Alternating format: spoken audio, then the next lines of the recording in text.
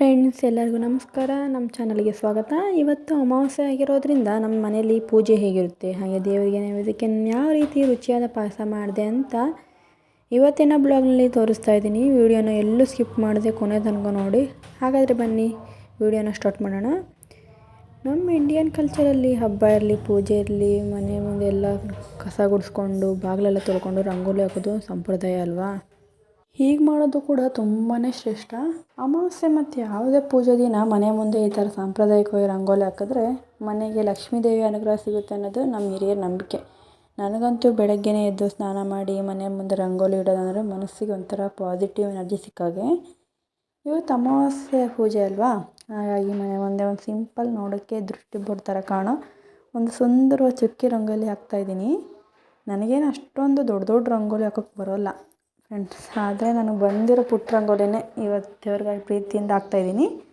ನನ್ನ ರಂಗೋಲಿ ಡಿಸೈನ್ ಹೇಗಿದೆ ಅಂತ ಕಮೆಂಟ್ ಮಾಡಿ ಹೇಳಿ ಆಯಿತಾ.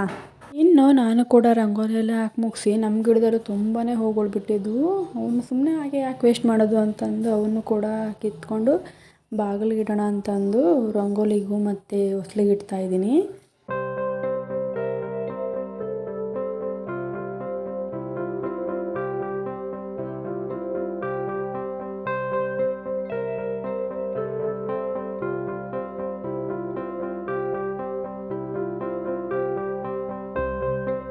ನಾನು ರಂಗೋಲಿ ಎಲ್ಲ ಮುಗಿಸ್ಕೊಂಡು ನಮ್ಮ ಯಜಮಾನ್ರಿಗೆ ಕಾಫಿ ಪ್ರಿಪೇರ್ ಮಾಡ್ಕೊಳ್ಳೋಣ ಅಂತಂದು ಕಿಚನ್ಗೆ ಬಂದು ಕಾಫಿ ಕೂಡ ಪ್ರಿಪೇರ್ ಮಾಡ್ಕೊಳ್ತಾ ಇದ್ದೀನಿ. ನಮ್ಮ ಯಜಮಾನ್ರಿಗೆ ಡೇ ಸ್ಟಾರ್ಟ್ ಆಗೋದೇ ಕಾಫಿ ಕುಡಿಯೋದ್ರಿಂದ.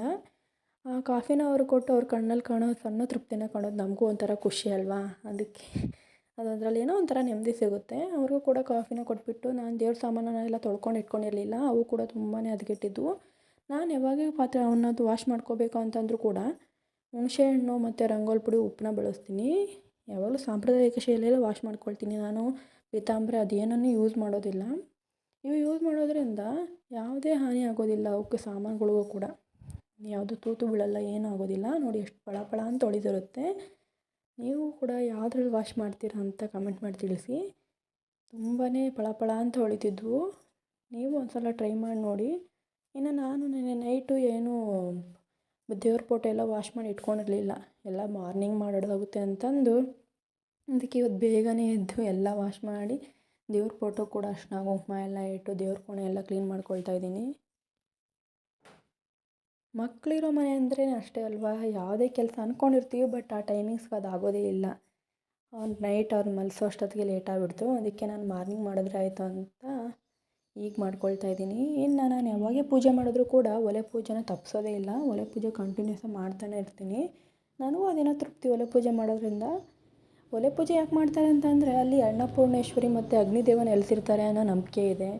ಇನ್ನು ಅಗ್ನಿದೇವನ ಪ್ರತ್ಯಕ್ಷ ದೇವರು ಅಂತ ಕೂಡ ಕರೀತಾರೆ. ನಾವು ಬೆಳಗ್ಗೆ ಎದ್ದಾಗಿಂದ ನೈಟ್ವರೆಗೂ ಎಷ್ಟೆಲ್ಲ ಅಡುಗೆನ ಅದ್ರ ಮೇಲೆ ಬೇಯಿಸ್ಕೊಳ್ತಾ ಇರ್ತೀವಿ. ಇನ್ನು ಅದಕ್ಕೆ ನಾವು ಪೂಜೆ ಮಾಡಲಿಲ್ಲ ಅಂದರೆ ಆಗುತ್ತಾ. ಸಾಮಾನ್ಯವಾಗಿ ಮದುವೆ ಸಮಾರಂಭಗಳಲ್ಲಿ ಅಡುಗೆ ಮಾಡ್ಬೇಕಂದ್ರೆ ಒಲೆ ಪೂಜೆ ಮಾಡೇ ಅಡುಗೆನ ಸ್ಟಾರ್ಟ್ ಮಾಡೋದು. ಯಾಕಂದರೆ ಇದು ಬಂದವ್ರಿಗೆ ಯಾವುದೇ ರೀತಿ ಅಡುಗೆ ಏನೂ ಕಮ್ಮಿ ಬರದೇ ಇರಲಿ ಅಂತ ಒಲೆ ಪೂಜೆ ಮಾಡ್ತಾರೆ. ಇನ್ನು ನಾವು ಕೂಡ ಅದನ್ನೇ ಪಾಲಿಸ್ಬೇಕು ಅಲ್ವಾ. ನಾನು ಪ್ರತಿದಿನ ಅಮಾವಾಸ್ಯೆ ಹುಣ್ಣಿಮೆ ದಿವಸ ಟಿವಿ, ಗಾಡಿ ಮತ್ತು ಬಾಗಿಲನ್ನೆಲ್ಲ ವಾಶ್ ಮಾಡ್ಕೊತೀನಿ. ಬಾಗಿಲ ಮೇಲೆ ಓಮು, ಸ್ವಸ್ತಿಕ್ಕು, ತ್ರಿಶೂಲನ ಬರಿತೀನಿ. ಇವುಗಳ್ನ ಯಾಕೆ ಬರಿತೀನಪ್ಪ ಅಂತಂದರೆ ಇದು ಮನೆಯ ಸುತ್ತಮುತ್ತಲಿನ ಪರಿಸರನ ಶುದ್ಧೀಕರಿಸುತ್ತೆ ಮತ್ತು ಪಾಸಿಟಿವ್ ವೈಬ್ರೇಷನ್ನ ಹೆಚ್ಚಿಸುತ್ತೆ. ಇನ್ನು ಸ್ವಸ್ತಿಕ್ಕು ಮನೆಗೆ ಅದೃಷ್ಟ, ಸಮೃದ್ಧಿ, ಯಶಸ್ಸನ್ನ ತರುತ್ತೆ. ಕೆಲಸಗಳಲ್ಲಿ ಬರೋ ಅಡೆತಡೆಗಳನ್ನೆಲ್ಲ ನಿವಾರಣೆ ಮಾಡುತ್ತೆ. ಇನ್ನು ತ್ರಿಶೂಲು ನಮ್ಮ ರಕ್ಷಣೆಯ ಸಂಕೇತ ಮತ್ತು ಶಕ್ತಿ ಸಂಕೇತವಾಗಿದೆ. ನೆಗೆಟಿವ್ ಎನರ್ಜಿ ಅನ್ನೋದನ್ನು ನಾಶಪಡಿಸುತ್ತೆ. ನಾನಿವತ್ತು ದೇವ್ರ ನೈವೇದ್ಯಗೆ ಅಂತ ಶಾವಿಗೆ ಪಾಯಸನ ಪ್ರಿಪೇರ್ ಮಾಡ್ಕೊಳ್ತಾ ಇದ್ದೀನಿ.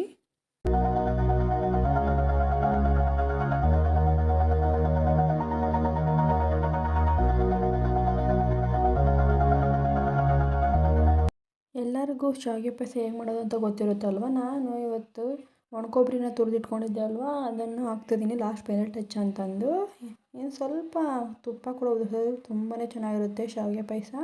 ಇನ್ನು ನೈವೇದ್ಯ ಕೂಡ ಬೌಲ್ಗೆಲ್ಲ ಸರ್ವ್ ಮಾಡಿಕೊಂಡು ಪೂಜೆ ಕೂಡ ರೆಡಿ ಮಾಡ್ಕೊಳ್ತಾ ಇದ್ದೀನಿ. ಪೂಜೆಗೆ ಹೂವೆಲ್ಲ ಅರ್ಪಣೆ ಮಾಡಿರಲಿಲ್ಲ ನಾನು, ಹಾಗೆ ಒರೆಸಿ ದೇವ್ರ ಕೋಣೆ ಕ್ಲೀನ್ ಮಾಡಿ ಇಟ್ಕೊಂಡಿದ್ದೆ ಅಲ್ವಾ, ಅದನ್ನು ಕೂಡ ಎಲ್ಲ ರೆಡಿ ಮಾಡಿಕೊಂಡು ಪೂಜೆ ಪ್ರಿಪೇರ್ ಮಾಡ್ಕೊಳ್ತಾ ಇದ್ದೀನಿ.